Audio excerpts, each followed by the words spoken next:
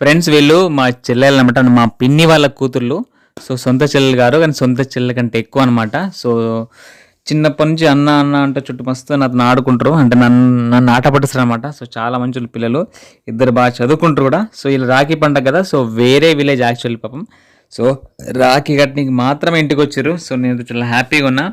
నాకు మా బ్రదర్కి రాఖీ కట్టనికి వచ్చారు. ఎవ్రీ ఇయర్ వస్తారనమాట, ప్రతి సంవత్సరం వాళ్ళు ఎక్కడున్నా చదువుకున్నా కానీ వేరే దగ్గర చదువుకుంటారు. సో అయినా కానీ కంపల్సరీ రాఖీ పండగకి ఇంటికి వస్తారు.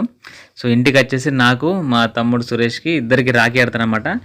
సో ఈమె వచ్చేసి చిన్న చెల్లెలు, చాలా అంటే చాలా అల్లరి చేస్తుంది. నాతోనైతే మస్తు ఆడుకుంటుంది. వీడు మా బొమ్మర్ది, మా మామ వాళ్ళ కొడుకు లడ్డుగా ఉంటాడు. నా పక్కన ఉన్నది మా పిన్ని, సరిత పిన్ని. సో ఇంకో పక్కన బాబాయ్ ఉంటాడు, లింగం బాబాయ్ అని. సో ఈమె వచ్చేసి చిన్న చెల్లెలు అని చెప్పినా కదా, స్టార్టింగ్ పెద్ద చెల్లెలు కట్టింది. సో ఈ చెల్లి మాత్రం మస్తు నాతో ఆడుకుంటుంది, కావాలని చేస్తుంది. చూడండి ఎట్లా కాలు మప్పించుకుంటూ, చూడండి ఇట్లా ఒత్తుతో కింది కావాలని నాకు చూడు కావాలని ఉంటుంది. తొందర లగ్గం చేసుకోని అంటే ఇంక పెళ్లి చేసుకోలే కదా, సో కావాలని చేస్తాను అనమాట. అంటే నాతో బాగా ఫ్రీగా ఉంటాను అనమాట. సో ఏం పెద్ద చెల్లు నార్మల్గా సింపుల్గా ఉంటుంది, కానీ అల్లరి ఎక్కువ చేయదు. చిన్న చెల్లు బాగా అల్లరి చేస్తుంది.